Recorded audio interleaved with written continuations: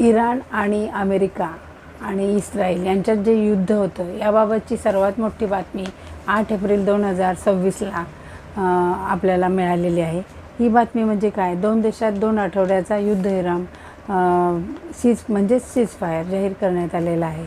इराणने युद्ध पूर्णपणे थांबवण्यासाठी 10 अटी अमेरिकेवर घातलेल्या आहेत आणि त्या अटी कोणत्या याबाबत आज आपण बघतोय। तर अमेरिकेने त्या अटी अशा आहेत की पहिली अट, अमेरिकेने इराणचे युरेनियम समृद्धीकरणाच्या कार्यक्रमाला मान्यता द्यावी। 2 नंबर, इराणवर लादलेले सर्व आर्थिक आणि राजकीय जे निर्बंध आहेत ते हटवावेत। तिसरी अट अशी आहे की स्ट्रेट ऑफ हॉर्मुझ हे 2 आठवड्याचा जो युद्धविराम जो आहे त्याच्यामध्ये स्ट्रेट ऑफ हॉर्मुझ हे व्यापारीकरणासाठी खुलं ठेवण्यात आलेलं आहे। आणि 4 नंबरची अट अशी आहे की इराणने कायमस्वरूपी युद्धबंदीची मागणी ट्रम्प यांच्याकडे केलेली आहे। 5 नंबरची अट अशी आहे की अमेरिकेने या भागातील लष्करी ज्या पण काही हालचाली आहेत किंवा त्यांची त्या सर्व थांबवाव्यात, अशी 5 नंबरची अट आहे। आता सध्याची जी युद्धस्थिती काय आहे त्याबद्दल आपण बघूया।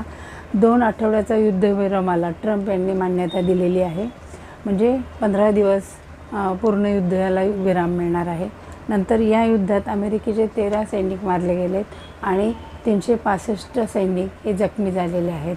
तसेच इराणने अमेरिकेची 2 लष्करी विमानं पाडलेली आहेत आणि पाकिस्तानने आणि चीनने हे युद्ध म्हणजे सीजफायर व्हावं किंवा युद्धविराम व्हावा म्हणून त्याच्यात त्यांनी मध्यस्थी केलेली आहे।